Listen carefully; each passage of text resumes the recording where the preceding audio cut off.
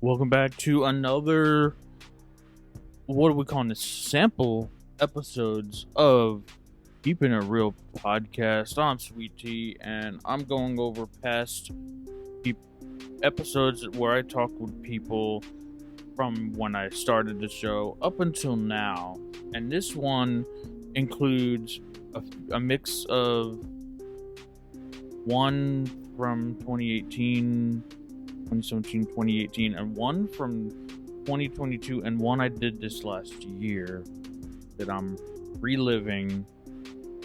And the first one, I get right into it. Diego Bieberach, we had met actually on a film set in Houston. I was in this film club and everything, a meetup group, and I reconnected with him in 2018 after being a part of, and I can maybe share some. I've shared about that before, but I can share about that in future episodes where the project we worked on together. But we talked with him. One interesting thing that caught my attention right off the bat when what he was telling me was, and this doesn't, I went to the website currently and it's not existing. He mentions the website and everything, but he had something called Rolling Tapes, and it was like a mobile studio. And just hear him talk about that in this portion of the conversation now.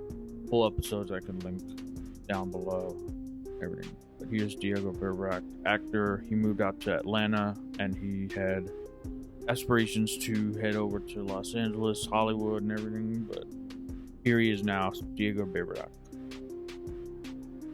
All right, what attracted you to begin a career as an acting? Why do you feel this is the ideal profession for you?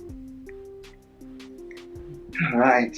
So, I was thinking about the other day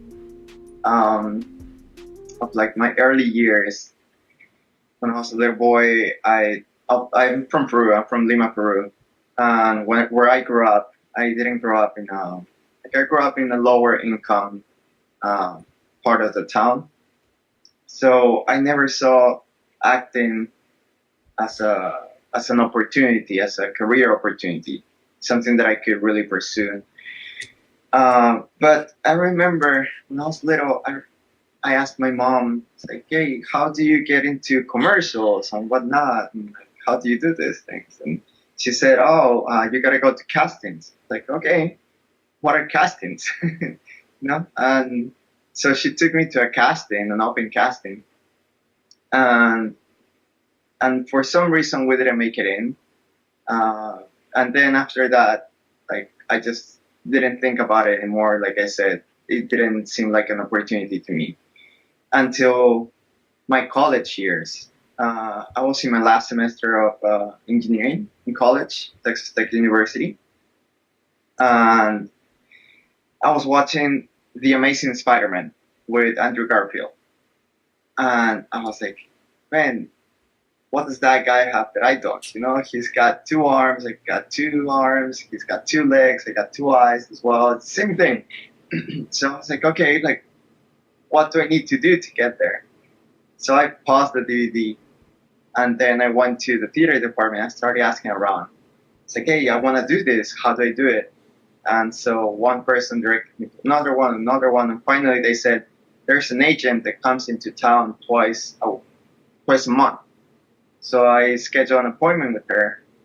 At the appointment, I auditioned for her. She said, yeah, we like you. We're going to sign with you.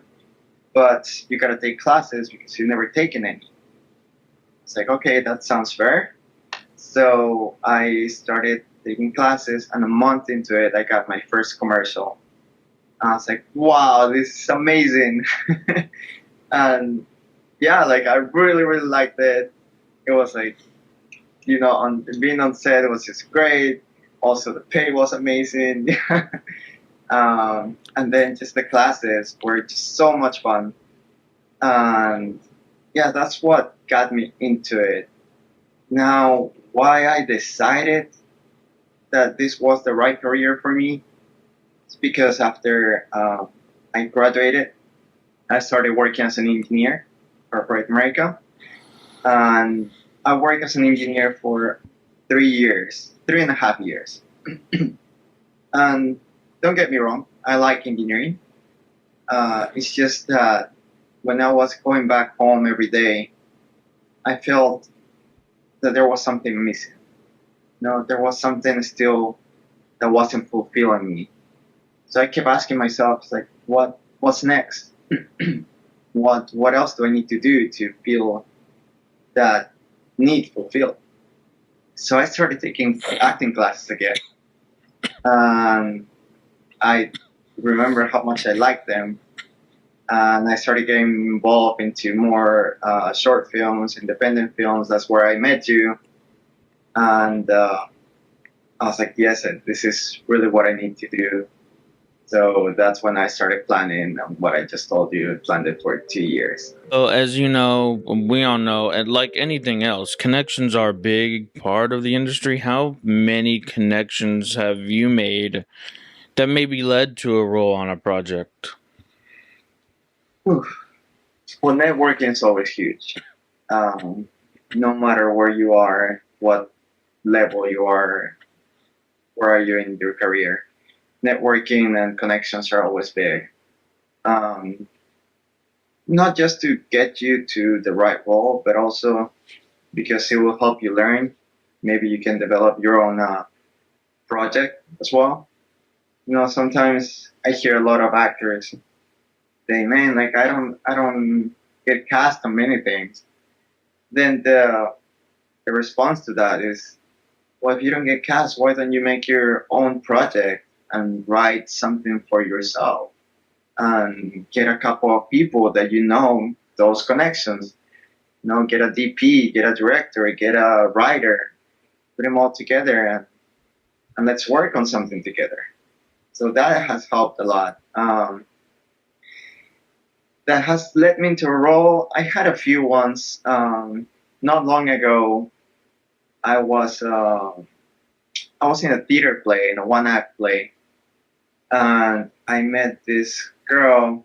She was doing another act. She wasn't in the act with me, so I never got to be on stage with her. But we just met, and we're like, "Hey, nice to meet you," and like, "This is what I do," and blah blah blah. And then after, um, maybe a month and a half after, I get a phone call. Oh no, I get a message on Instagram. She's like, "Diego, are you available for these days?" I was like, "Yes, what's going on?" And she called me and she said, "Yeah, we have a project, a short film we're working on." And she told me the name of the director.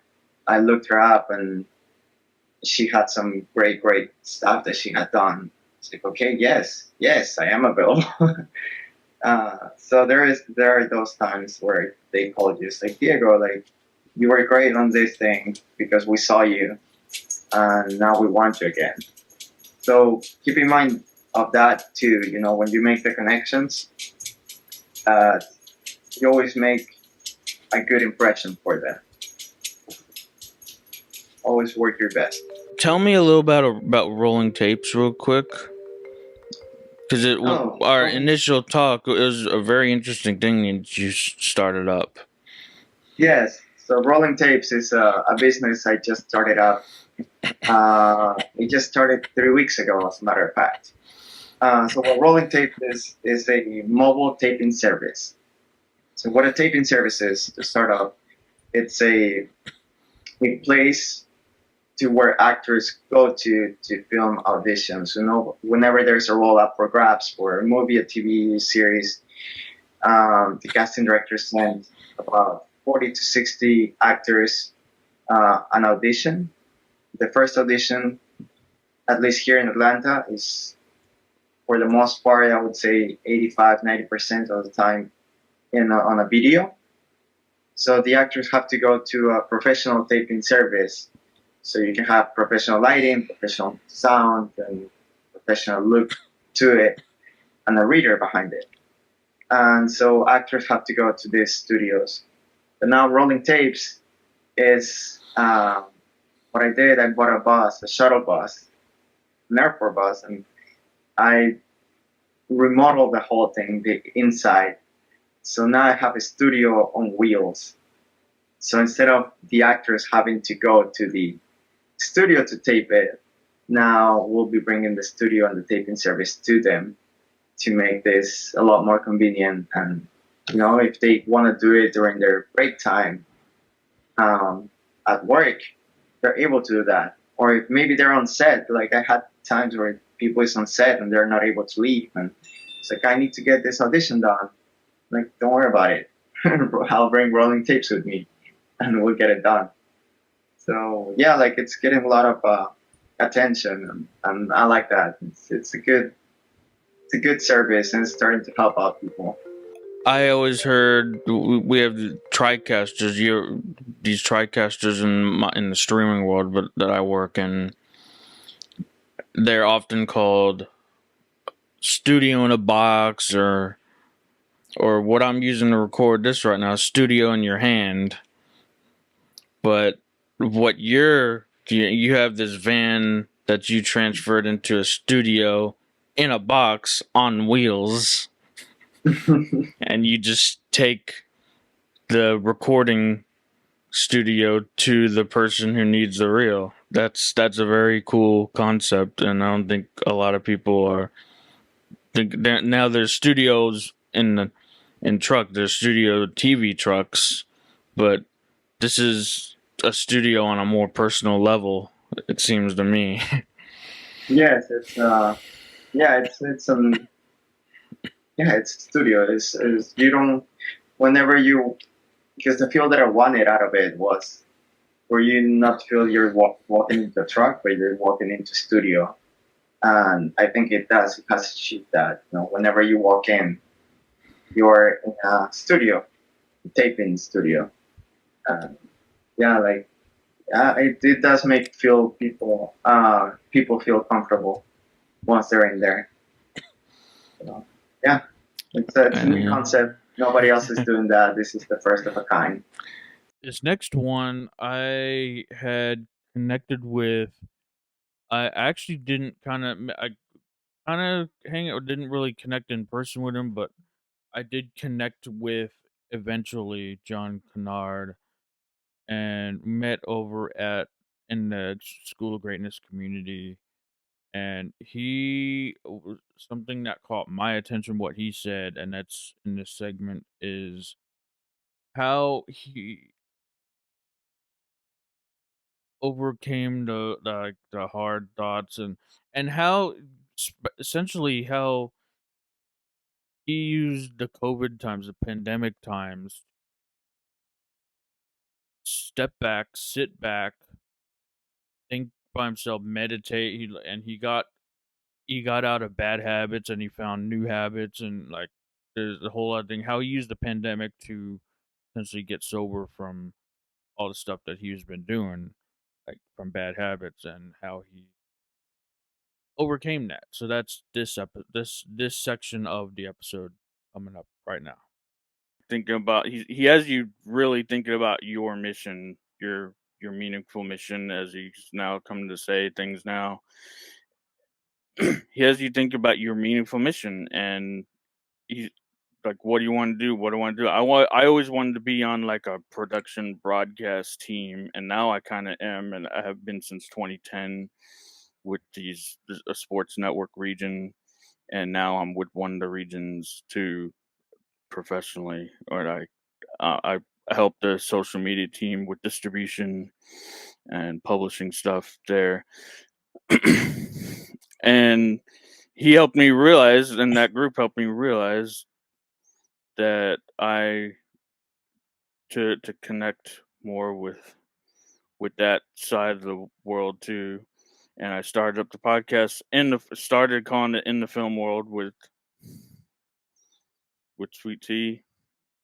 Can't remember. That was October 2017 when I first was doing that. And lately, I know you did, but what exactly you do? Like, I know you do something events your event manager now? A little bit what you do as first.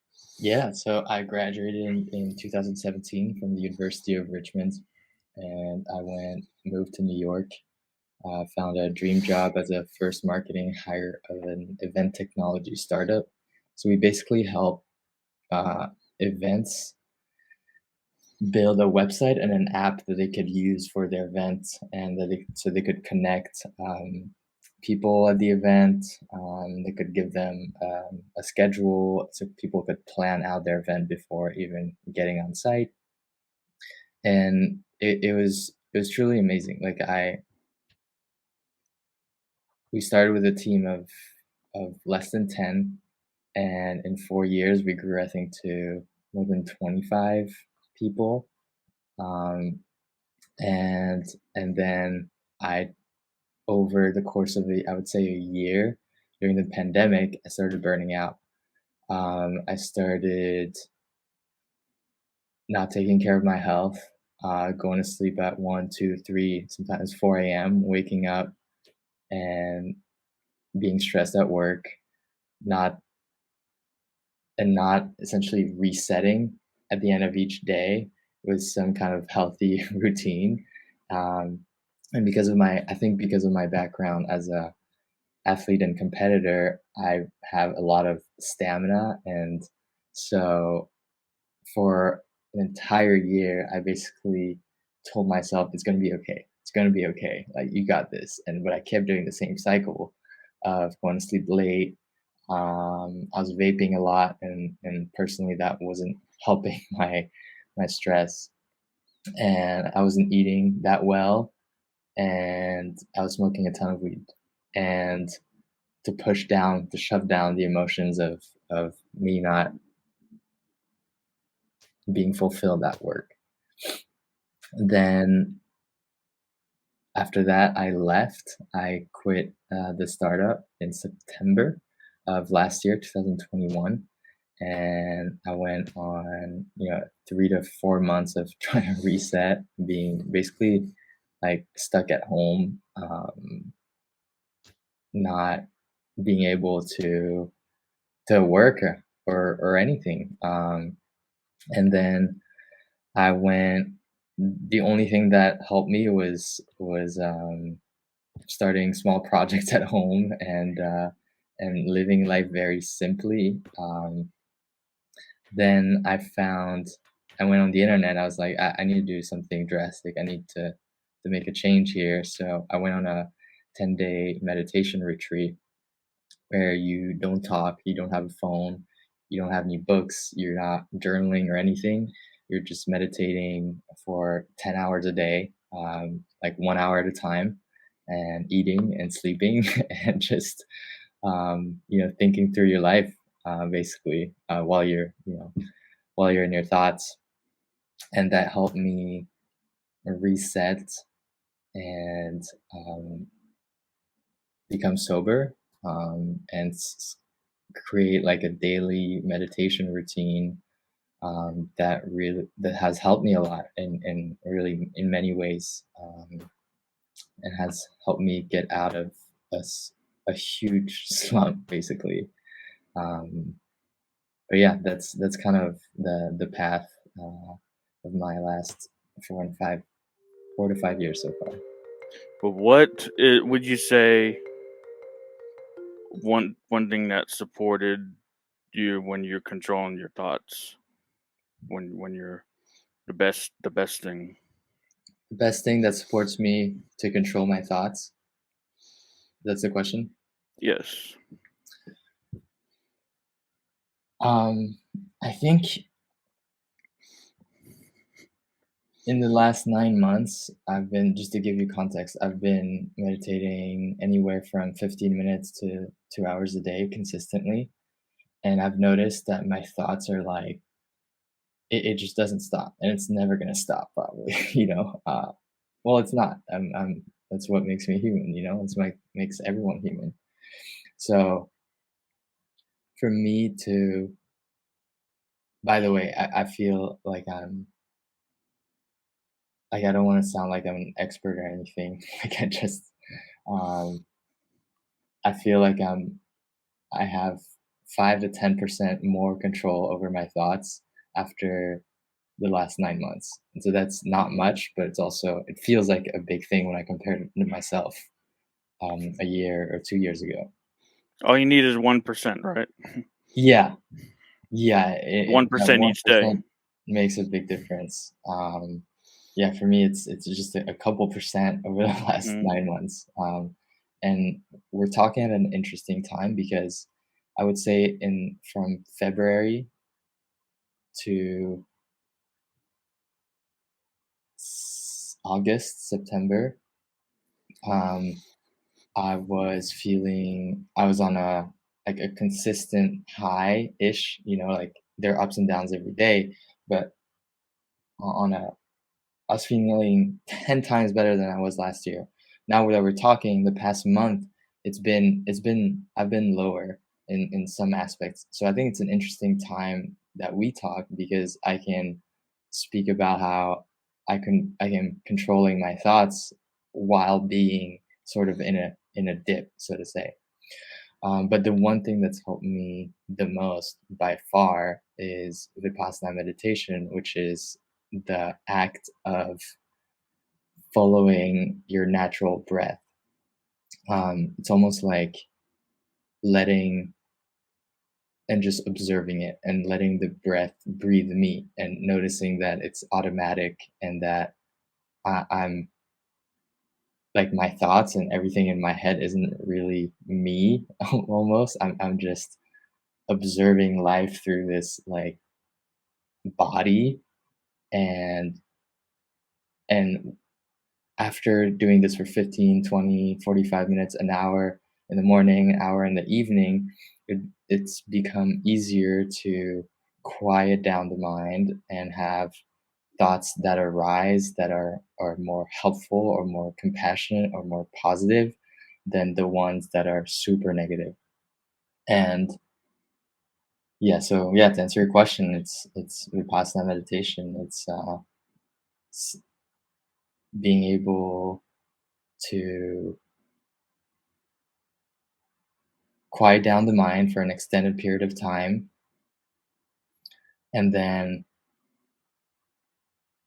once I get out of the meditation noticing that okay, like there are not as many thoughts. The thoughts that come are on average more positive, and the ones that are negative or unhelpful or harmful, I can notice them a little bit quicker and stop them and shift rather than rolling to the dirt until I act in a way that I wouldn't have otherwise. Hmm.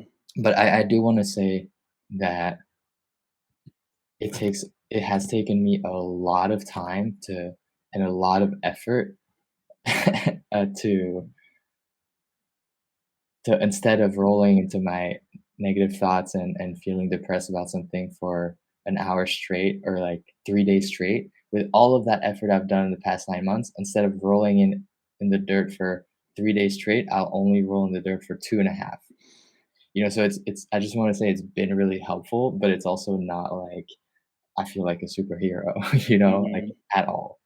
Um, and that in itself has been a very humbling experience because I'm telling you, like after I came from that meditation retreat, like there's a part of me that felt like, okay, I am there. I can feel the Jesus Christ in me or the Buddha in me, and like my life is set now. I'm good. I know I know everything. Um, but yeah, life happened, and I was quickly humbled to realize that okay, no, like this was a little. I got a little glimpse of what heaven can feel like, or the positive things I can feel in my body. But it's also I'm here to accept like what is, and I can't feel like that high even if I'm sober all the time. That's just not how it goes all the time. Yeah, I'm hearing that. One thing that came to me, I was thinking, there's and I could be wrong. I'm an expert. That's why I want to talk with a bunch of people, ask a bunch of people this, and learn what actually people say. But when when it comes to thoughts, and I'm going somewhere with this too, like when starting out with the thoughts and everything, and I explain where I'm going to. But like when it comes to thoughts, would you say there's a time to just not think and do, and then later on you sit back and reflect, and that's then all you do. So there's a time and a place. Would you say that? So you're asking me if there's a time and a place to think and a time and place not to think? hmm Like Um, just think and maybe not react, and just take action, taking action, and then thinking later. yeah, I think, it's very also individual. I can sit here and tell you all about my experience and lessons and advice and things like that. But at the end of the day, like it's different and for each person in each moment. So for me, um, lately, I've noticed that I make better decisions when I'm calm and serene. So I'll just sometimes pause throughout the day, um, and breathe for literally just breathe or drink water and before making a big decision. And then other times there's just no time to think. Like if I'm in the middle of some kind of intense conversation with someone or meaningful conversation or an intense like sports match, like I don't have time to think. So and that's okay too. Like I don't think we have to be always perfectly calm and like zen and like at the highest vibing energy to take action. Um,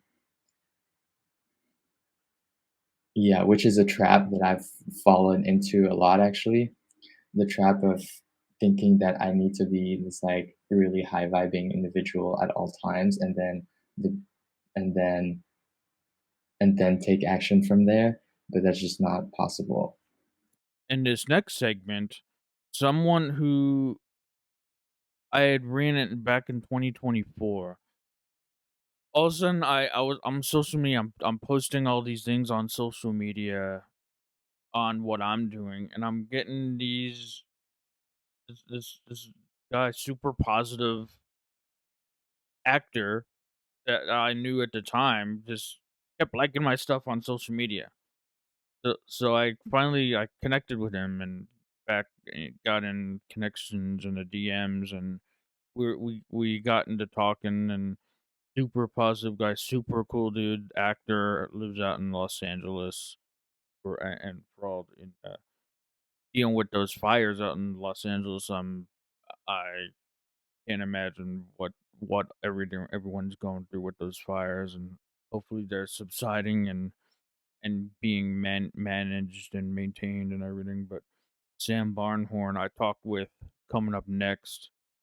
He had this to say on having fun managing between being a student and an actor, scene actor, and his overall mindset, which really impressed me as a young person, not yet an adult, but yeah, as a young person. I get that from a lot of young people actually. He's not the only one, but he really impressed. So like this next episode is on how he takes the acting process, the acting jobs, castings, auditions, how he deals with it. What drives you, and where you are wanting to go, whether it's acting, filmmaking, in front of the camera, behind the camera. What is it? Let's start. Like, what got you into acting and filmmaking? Well, what got me into it was like a few years ago, before the pandemic, I wanted to try an acting class just like for fun. I did a little bit of theater before that, and it was kind of like a fun thing. But my acting teacher was like, you know, I think you'd have a lot of fun with this. You should pursue acting. And I got really lucky because my acting teacher got me some headshots pretty quickly, and he was able to send that, through social media, and then it was a lot quicker for me to get a manager and an agent, which takes a long time for a lot of other actors. And so, with that sort of momentum, I just started doing more and more stuff. Cool. And where do you what have you done so far? And like short, or I shouldn't say that subject. What have you done? Like anything? What have you been? Commercials, short films, projects like small parts in TV shows. Not like a blockbuster movie yet or anything. Those are always the hardest to get. But always looking out for something like that. Always would love to do something big like that. It's usually pretty easy to balance both. Of course, there's plenty of times when you'll have to pick between doing one thing and focusing on acting. And so in those cases, I'll usually pick acting because that's what I want to advance in. That's a long-term goal instead of whatever I was going to do with like a friend or whatever.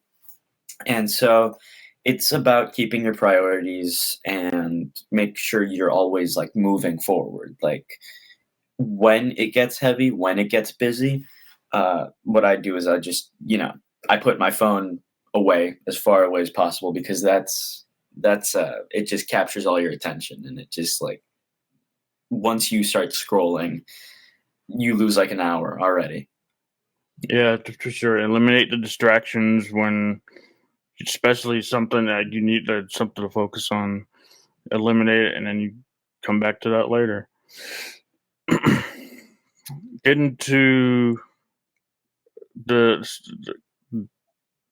fears, overcoming fears, and often performance anxiety. Was there any of that, like, or was there? Have you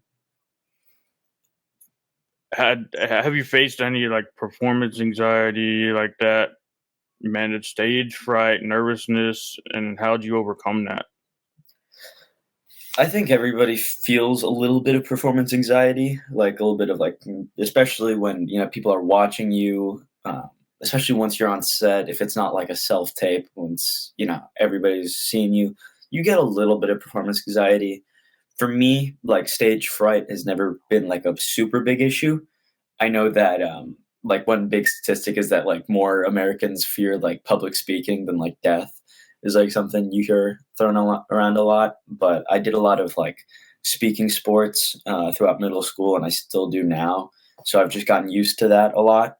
And you feel like a little bit of anxiety, but you need to focus on what you're doing. You need to concentrate on having the best performance possible because everybody's watching. Hang around the people you want to be and do what they're doing. Hang around them, and you'll be essentially just like them. Yeah. Speaking, whatever it is, acting, you'll be just like them. And that is one way that you can definitely overcome any fears. Yeah, I agree. Yeah, a lot of social media can end up being negative. There's a lot of circles that end up being very negative, and that just kind of doesn't lead to anything good. Like the acting world is very different. There's a lot of positivity. Everyone's always super nice to each other. Especially in person too. Everyone's always like nice to you. Will always like be willing to like help you out. And one big part of that, I think, is that in acting, everybody knows what it's like to be an actor. Everyone wants to help each other out because that's how this industry works. You can't make a project by yourself. You can't do anything by yourself in Hollywood. We all have to help each other out, and that's why I think it's pretty positive. And being positive and being nice to other people in the industry, making friends, is kind of why acting is so great, because it's such a fun place to be, Just anything you do, continue to have that fun with it with your friends, with Yeah. whatever it is you're doing. Keep having fun. as long as it's fun, good Yeah. thing. You'll do great things when you're having fun. Yeah. I know that I remember, like, I think it was Steven Spielberg when he was working on Schindler's List and another movie. I remember that it was like apparently like super stressful because he had to balance both of those movies. He was directing both, and so it was incredibly stressful and not a lot of fun for him to make those, is what I heard. And I hope that that never really happens to me. That I can still keep like loving, everything that I'm making, everything that I'm doing. What happens is you're auditioning along with hundreds of other people who all want the same thing. They all want the same job, and they're all working for it as hard as you are. And so it's definitely not always up to you. It's not up to you really at all. Definitely do your best, have fun with it, but treat the audition like it's the job. Do your best. Pretend like you're on set. Pretend like this is what you've been called for. This is what they want. You're on set. The cameras are on you. You do your best. You pretend like this is the job, and once you finish the audition, you forget about it. You pretend like you did the job, because you get a lot of rejection, a lot of no's, and if you forget about the audition, it doesn't matter. It doesn't like get to you in any sort of way. The biggest piece of advice is that don't let the rejection get to you, and it's not really rejection. It's more like winning the lottery is what getting a job is, because as I said, it's not really up to you. So don't take the no's as like a no to you. That's just the way that it is. It's something that every actor experiences.